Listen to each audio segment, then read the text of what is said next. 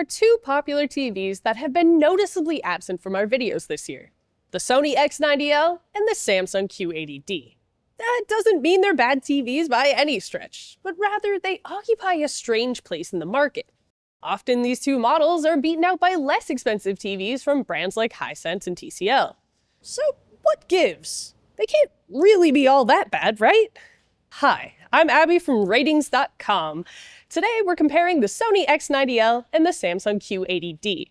As with most of our comparisons, we emphasize their differences instead of rehashing their similarities. So let's dive into it.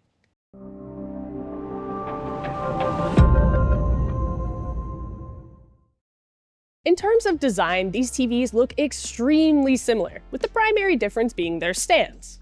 The Sony opts for two height-adjustable feet, while the Samsung uses a center-mounted stand. Plus, one minor difference. The Samsung does have channels on the back for cable management, while there are no cable management options available on the Sony. So get those zip ties ready. Alright, with that out of the way, let's get to the heart of it. These are both full-array LED TVs with VA panels coming in around the same price point. So they should perform relatively the same, right? Not quite. To start with, the Samsung's contrast is noticeably better than the Sony's. That isn't to say that the Sony's contrast is bad, far from it, but the Samsung just has a little extra depth to it, giving it even deeper blacks than the Sony. That said, the Samsung's blooming performance is definitely worse than the Sony's. While the X90L's processor does a good job of averaging bright highlights across multiple zones, there's still some blooming around things like subtitles and menus. Speaking of shining, one aspect where the Sony has the clear edge is in HDR Brightness, as it's noticeably brighter than the Samsung Q80D. It's especially apparent in very bright scenes, like our landscape pool test. The Q80D isn't dim, far from it, but side by side, the difference is clear. Now, if you're a gamer, this won't be as obvious to you since the Q80D is brighter in game mode than it is outside of it. It's less accurate as a result, but your games will definitely pop. But even with this increased brightness, the Sony is still brighter. Despite what the wonky PQ EOTF tracking curve of the Samsung says, both TVs are very faithful to displaying HDR content at the brightness the creator intended. Dark scenes are a little bright, but as you approach the peak brightness, both TVs roll off nicely to preserve those bright details. Alright, now we're getting into Samsung's comfort zone: colors. Samsung always has the best... What's that? Wait. Okay, no. We have an Uno reverse situation going on, as the Sony X90L definitely has the wider color gamut of the two. In fact, the Q80D is a bit undersaturated in both the DCI-P3 and Rec 2020 color spaces, while the Sony's colors are wide and bright. This also extends to color volume, as here, the X90L's brightness advantage lets it display brighter and more saturated colors than the Q80D. The Samsung does, however, excel in displaying dark saturated colors due to its better contrast. So, bright saturated colors, advantage to Sony. Dark saturated colors, advantage to Samsung. Got that? Excellent. This wouldn't be a Sony video review without tackling processing. Seriously, image processing is almost synonymous with their brand at this point. That said, it's easy to forget that other brands have been slowly catching up. Case in point, HDR native gradient handling. As good as Sony's processing is, we can safely say that Samsung's gradient handling has been the best of any TV manufacturer this year. And the trend continues even at the lower mid-range with the Q80D. There's some banding here, if you look very closely, but overall, it's hard to find. The Sony also does a great job here, absolutely, but there's noticeable banding in bright greens and blues. They're close, but the Samsung is just on another level this year. But that's where the good news ends for Samsung. As when it comes to low-quality content smoothing, the Sony X90L has the clear edge.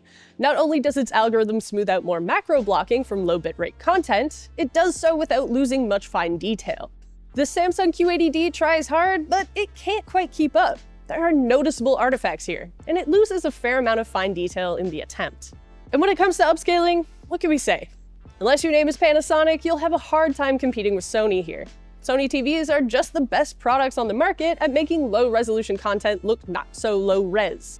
Yes, it still looks low-res, just with clearer detail, less pixelation, and an overall much cleaner image. The Q80D here also does a good job, great even, but finer details are hard to make out and text is definitely a bit harsher on the eyes. It's a great attempt from Samsung, but the edge goes to Sony again. Traditionally, gaming isn't Sony's strong suit. Good gaming TVs, sure, just not as good as their competitors. But here, everything changes. The Sony X90L's response time is noticeably faster than the Samsung Q80D's. Honestly, the Q80D's performance here, while satisfactory overall, is just not good enough for us to really recommend this as a truly great gaming TV. The X90L is just the more responsive product. Of course, another one of Sony's weaknesses is higher input lag. And it's still true here, as the Q80D has the lower input lag at every resolution. But will you notice the difference between 9.5 milliseconds and 6 milliseconds at 4K at 120 Hz? Probably not. But competitive gamers might. But competitive gamers would also not want a TV with the Samsung's response time. It's fair to say then that neither of these products really cut the mustard as hardcore gaming TVs. Still, overall, the X90L is the better of the two here. Before moving on to the verdict, we have to touch on the inputs. The Sony X90L is limited to only 2 HDMI 2.1 ports, both capping out at 4K at 120 Hz. To make matters worse, its eARC port is one of its HDMI 2.1 ports, so you'll lose it if you have a connected soundbar that lacks pass-through. The Samsung, for its part, has 4 HDMI 2.1 ports, all capable of 4K at 120 Hz, so if you have a lot of high-speed devices, the Samsung really has the edge there. At least the X90L supports Dolby Vision and passes through DTS audio formats, making it the better choice for those looking for a home theater TV, as the Samsung only supports HDR10+ with no DTS audio pass-through. And that's that, as they say. So which one should you get?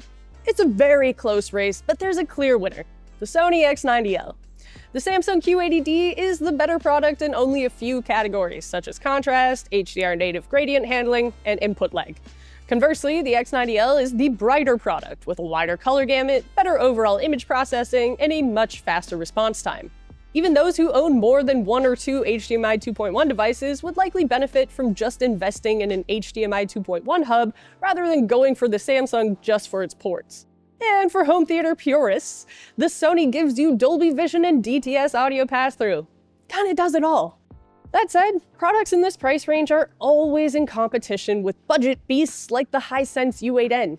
It's just hard to recommend the Sony X90L when something like the U8N is out there for less money.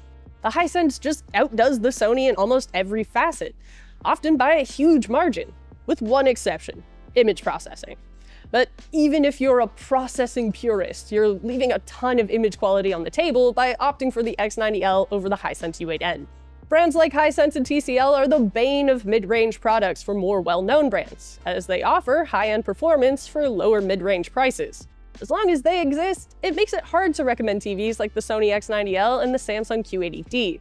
But if you do find yourself having to choose between these two, go for the X90L.